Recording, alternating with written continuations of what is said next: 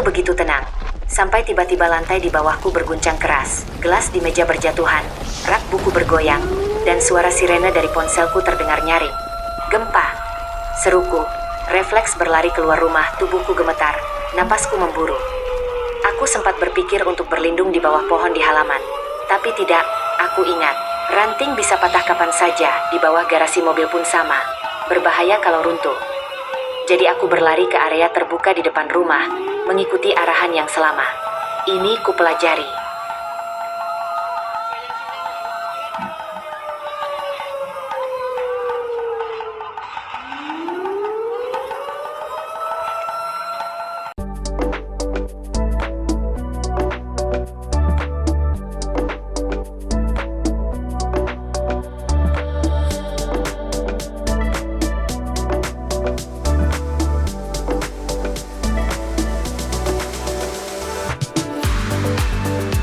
Beberapa menit kemudian, guncangan mulai mereda. Aku menuju rumah seorang teman.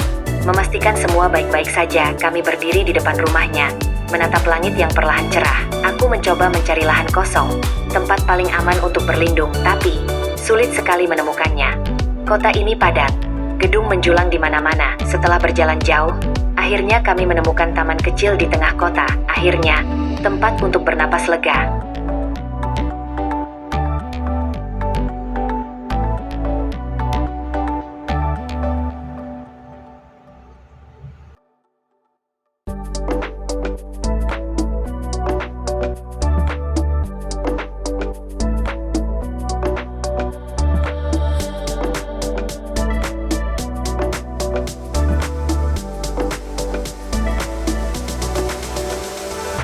Beberapa jam kemudian, aku memutuskan naik ke gedung tertinggi di kota. Dari atas sini, aku bisa melihat seluruh pemandangan Tokyo yang kokoh berdiri, menakjubkan.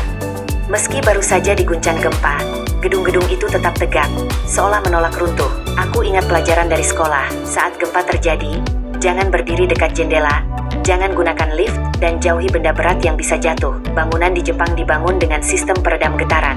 Struktur baja fleksibel yang bisa bergerak mengikuti guncangan, bukan melawannya. Mungkin itu sebabnya kota ini bisa tetap berdiri, bahkan setelah bumi berguncang begitu hebat. Kota mulai kembali hidup.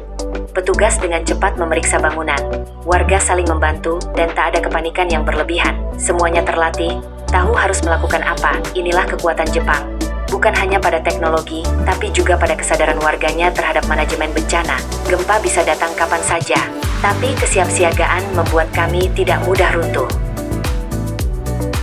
Aku berjalan ke dermaga, menatap laut yang tenang. Tapi di balik ketenangan itu, aku tahu, setiap gempa besar bisa memicu tsunami, gelombang raksasa yang lahir dari dasar laut. Biasanya, gempa yang berpotensi tsunami adalah yang berpusat di laut dengan kekuatan di atas 7 skala Richter. Namun Jepang sudah siap, sistem peringatannya cepat. Sirene berbunyi di seluruh kota dan jalur evakuasi selalu jelas. Kami tahu kemana harus berlari dan bagaimana menyelamatkan diri. Dari atas sini, aku melihat kota yang pernah bergetar pagi tadi. Kini berdiri gagah, bangunan tinggi, jembatan, jalan raya. Semuanya kokoh. Teknologi Jepang bukan hanya soal kecanggihan, tapi juga kebijaksanaan.